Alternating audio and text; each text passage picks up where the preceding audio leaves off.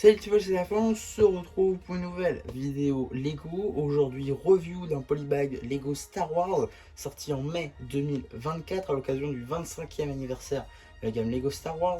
Je veux bien évidemment parler du polybag 30685 TIE Interceptor. Comme j'ai dit donc, sorti en mai en même temps que la grande version UCS. Donc c'est évidemment une version miniature aujourd'hui, qu'on va regarder. Elle était offerte, donc cette petite récompense était offerte à l'occasion du May the 4 2024, mais également tout récemment dans ce magazine Lego Star Wars XXL dont j'ai déjà fait la vidéo sur la chaîne.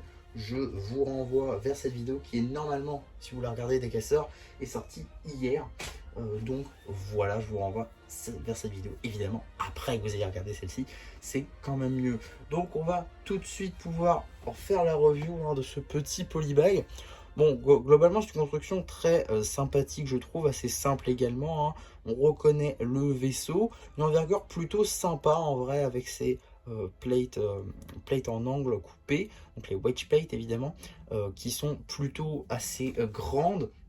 Et donc ça fait une assez grande envergure pour ce vaisseau. On retrouve également une coupelle juste ici tampographiée. On retrouve donc, comme je l'ai dit, juste ici, une petite coupelle tampographiée. Aucune idée si elle est exclusive ou non, pour le coup, j'avoue, je ne me suis pas du tout renseigné. En tout cas, la tapographie est plutôt sympathique, je trouve, avec ces petits détails argentés qui rendent assez bien. Une technique de construction ici avec des accroches à tic, comme ceci. Bon, voilà, c'est assez classique. Les wedge plates sont mises donc sur ces panneaux en snot 2x2. Voilà, tout ce qu'il y a de plus classique là encore. Il n'y a pas vraiment de pièces, on va dire, ultra rares, ultra spécifiques.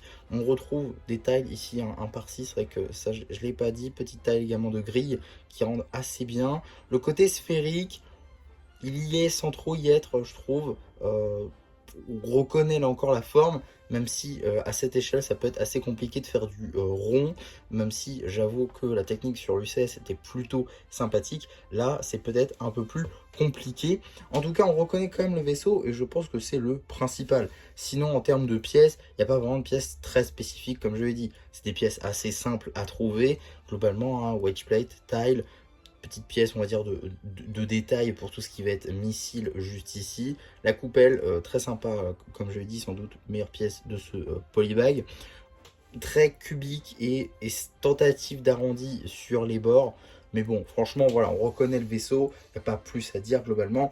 Et si vous avez le TIE, il ira très bien à côté, je pense. En tout cas, voilà ce que je pouvais dire tout simplement sur ce petit polybag. N'hésitez pas à me dire ce que vous en avez pensé en commentaire. N'hésitez pas non plus à liker la vidéo, à vous abonner, à partager. Et voilà, bah du coup, c'était un petit plus qui vous dit bye bye.